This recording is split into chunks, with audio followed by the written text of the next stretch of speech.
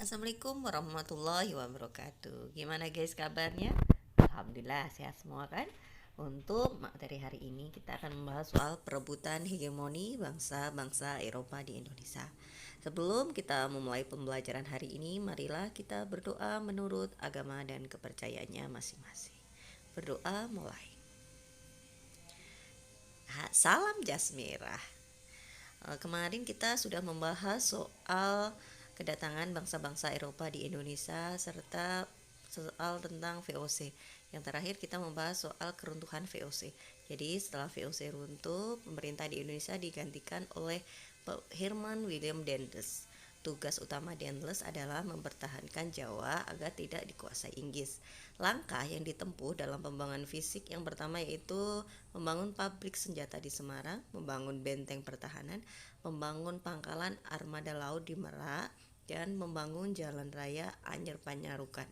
Tahu kan Anyer itu di Jawa Barat, sedangkan Panarukan itu ada di Jawa Timur. Iya pinter. Jadi membangun jalan dari Jawa Barat sampai ke Jawa Timur sepanjang 1000 km. Yang kebijakan Dendels dalam bidang ekonomi ada 4, yaitu yang pertama memungut pajak hasil bumi dari rakyat atau kontingenten. Yang kedua itu menjual tanah negara kepada pihak swasta asing.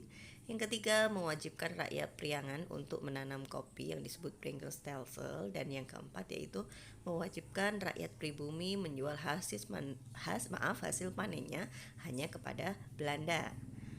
Kebijakan Dendels menjual tanah kepada swasta mengakibatkan pemerintah Belanda memberhentikan Dendels dari jabatannya sebagai gubernur jenderal. Yang selanjutnya yaitu masa pemerintahan Jan Willem Jansen. Tugasnya yang pertama itu memperbaiki Pulau Jawa yang ditinggalkan oleh Dendels. Yang kedua memperkuat pertahanan Jawa untuk membendung serangan Inggris.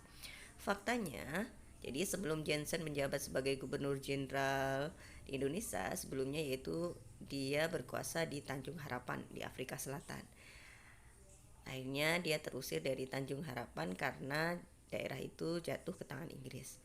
Pada waktu Inggris menyerang Batavia, Jansen memilih mengungsi ke Semarang.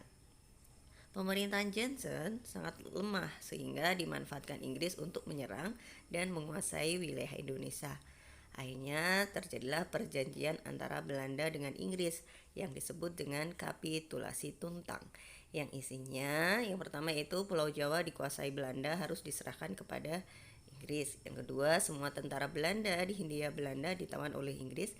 Ketiga, orang-orang sipil Belanda dapat dipekerjakan pada pemerintahan Inggris. Dan yang terakhir, semua utang piutang Belanda di Hindia Belanda tidak ditanggung oleh Inggris masa Jansen.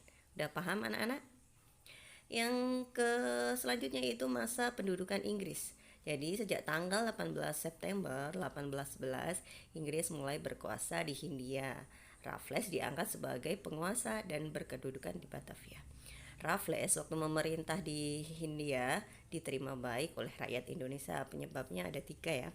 Yang pertama, raja dan rakyat Indonesia tidak menyukai pemerintahan Dendels yang sewenang-wenang. Kedua, ketika masih berkedudukan di Penang, Malaysia, Raffles beberapa kali melakukan misi rahasia ke kerajaan yang anti Belanda. Yang ketiga, sebagai seorang liberalis, Raffles memiliki kepribadian yang baik. Kebijakan Raffles dalam bidang ekonomi ada 5. Yang pertama, melaksanakan sewa tanah atau biasanya disebut land rent. Yang kedua, yaitu penghapusan pajak dan penyerahan wajib hasil bumi. Yang ketiga, penghapusan kerja rodi. Keempat, penghapusan sistem monopoli. Dan yang terakhir yaitu peletakan desa sebagai unit administrasi penjajahan. Warisan Raffles masih bisa kita rasakan seperti sekarang ini ya, di mana ada kebun raya Bogor yang dirintis oleh istrinya Raffles yang bernama Olivia Marianne. Raffles juga membuat buku History of Java. Masa penerapan sistem tanam paksa. Kalian mengenal yang namanya ya sistem tanam paksa atau Kulturstelsel. Merupakan kebijakan yang dikeluarkan oleh pemerintah kolonial Hindia Belanda melalui Gubernur Jenderal Van den Bosch. Ya, ada gambarnya ya. Jadi, ketentuannya setiap desa wajib menyisihkan 20% tanahnya untuk ditanami komoditas ekspor yang ditentukan pemerintah seperti kopi, teh, tebu, dan nila. Kebijakan kultur stelsel pada dasarnya bertujuan untuk mengembalikan kondisi keuangan Belanda. Bagi Belanda, pelaksanaan tanam paksa mendatangkan keuntungan. Keuntungan yang diperoleh Belanda sekitar 967 juta gulden. Bagi bangsa Indonesia, tanam paksa menyengsarakan, tetapi melalui tanam paksa, bangsa Indonesia mengenal jenis komoditas baru yang laku di pasar internasional seperti tadi ya, kopi, tebu, teh. Nah, sudah paham anak-anak? Jadi ada dampak positif negatifnya ya dari tanam paksa tersebut ya. Masa penerapan politik pintu terbuka atau sistem ekonomi liberal. Politik pintu terbuka dilatar belakangi oleh penderitaan rakyat akibat sistem tanam paksa, yaitu ditandai dengan Undang-Undang Agraria tahun 1870. Pelaksanaannya, para pemodal asing diberi kebebasan menanam modalnya di Indonesia. Pemerintah kolonial bertindak sebagai pengawas, pelindung, dan penyedia fasilitas bagi para penanam modal. Gimana? Sudah paham semuanya? Kalian memang anak-anak yang hebat. Kalian pasti paham ya. Semangat! Undang-Undang Agraria itu dicetuskan oleh Dewal. Dewal ya, di mana isinya undang-undang agraria itu ada 3. Yang pertama yaitu Gubernur Jenderal tidak boleh menjual tanah. Yang kedua, Gubernur Jenderal boleh menyewakan tanah menurut peraturan undang-undang. Dan yang ketiga, dengan peraturan undang-undang akan diberikan tanah-tanah dengan hak erpak, yaitu hak pengusaha untuk dapat menyewa tanah dari gubernemen paling lama 75 tahun dan seterusnya. Gimana? Sudah paham? Ya, alhamdulillah. Kita ke selanjutnya yaitu Undang-Undang Gula atau Cigarette. Dalam undang-undang ini ditetapkan bahwa tebu tidak boleh diangkut ke luar Indonesia, tetapi harus diproses di dalam negeri. Pabrik gula milik pemerintah akan dihapus secara bertahap dan diambil oleh pihak swasta. Dalam tahun 1888, pemerintah Hindia Belanda mengeluarkan peraturan pertama mengenai persyaratan hubungan kerja kuli kontrak di Sumatera Timur yang disebut kuli ordonansi.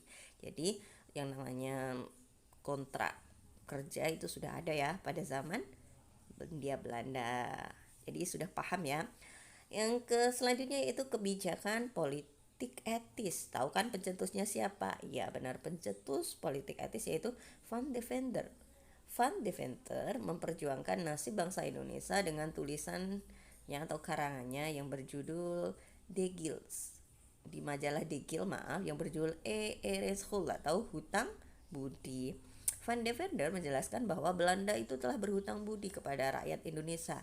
Hutang budi itu harus dikembalikan dengan memperbaiki nasib rakyat, mencerdaskan, dan memakmurkan.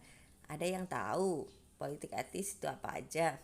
Ya, kita bahas ya. Menurut Van Deventer ada 3 cara untuk memperbaiki nasib rakyat tersebut, yaitu dengan cara memajukan yang pertama yaitu edukasi atau pendidikan, yang kedua irigasi atau pengairan, yang ketiga emigrasi yaitu pemindahan penduduk.